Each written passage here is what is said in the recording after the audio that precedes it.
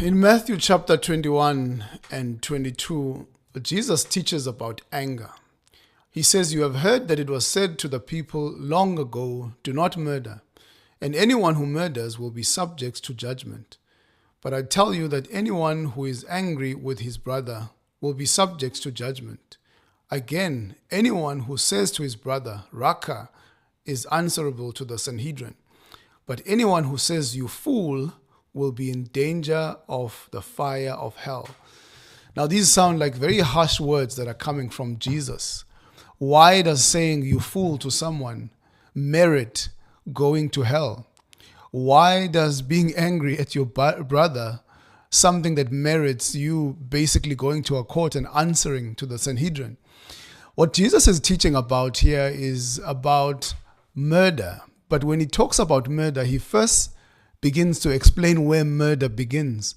Because a lot of people might have the perception that if I'm not a murderer, therefore I'm a good person. I don't steal, I pay my taxes, and therefore I'm a good person. This was the common knowledge or understanding or interpretation of the law of all the Jews that Jesus was talking about. But what Jesus was trying to point out is that the human condition is much more severe than actually not murdering. But actually there's something much more deeper that happens in the human heart, almost like a volcano. A volcano is something that is very powerful. And we see the power of the volcano when it actually explodes. But before the volcano explodes, it actually erupts inside. And that eruption is actually what generates that power that actually explodes. So what Jesus is pointing out is that the anger that sometimes we hold inside is actually where the problem is. That's where the distraction is. So when someone even insults someone, it's a reflection of what is happening in their heart. When someone murders someone, it's a reflection of what has already happened in their heart. It's a reflection of the rottenness of the human heart, of the human condition.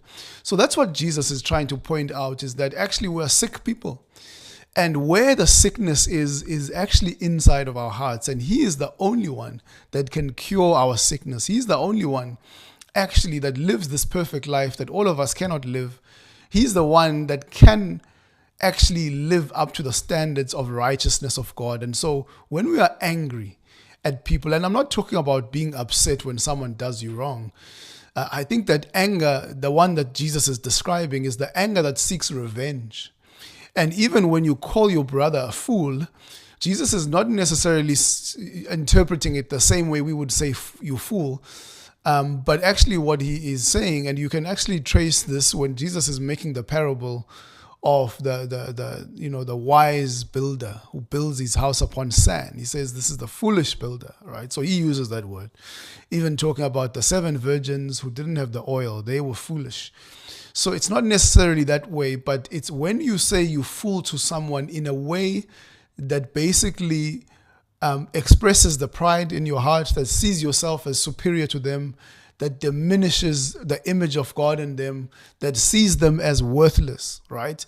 The anger that Jesus is describing is that anger that seeks revenge in the other person. I want to see that person fail. I wish that everything in their life will not work out because I'm so angry at what they've done to us. And that thing doesn't just affect you, in your speech, but it affects even your whole body. I think psychologists say that anger is some form of a temporal state of a mental illness, where you basically are so anger so consumes you, or so controls you, that it affects your judgment, it affects the way that you think. And so anger is so powerful, and it needs to be dealt with. That's why Paul says, do not sin in your anger. So anger is where, murder begins. It begins with anger. And so that's what Jesus is trying to say, that we need to check the condition of our hearts. And it's only he that can help us to deal with the condition of our hearts. But I think this is also important for us as believers, because in the book of Proverbs, it is said that it is better for someone to have self-control than to be a warrior and take over a city. And I mentioned this in my sermon on Sunday, that the expression of power is actually self-control. It's when you have the power to revenge yourself and you actually don't avenge yourself.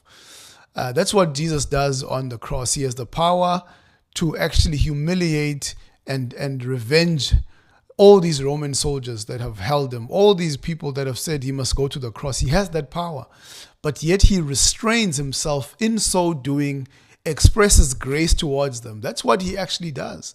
We are so deserving of the fire of hell, and yet God then, through Jesus Christ, doesn't give us the fire of hell, but actually offers his grace. He gives us heaven instead. He gives us what we don't deserve. He treats us the way that we don't deserve. And that's what Jesus Christ wants us to do. He wants us to treat people not the same way that they have treated us, but the same way that God has treated us. To treat them with grace, not to treat them with revenge, but actually to treat them with forgiveness.